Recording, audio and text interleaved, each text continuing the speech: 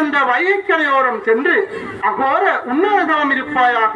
அவ்வாறு தவம் இருக்கின்ற வேளையில் உனது அண்ணனாகிய கண்ணன் மானாகவும் நான் அங்கு கலையாகவும் தோன்றி அங்கே ஒரு ஆண் குழந்தையை ஈண்டு செல்வோம். அதனை நீ அச்சந்தர்ப்பத்தில் எடுத்து பெருமையோடு வளர்ப்பாயாக.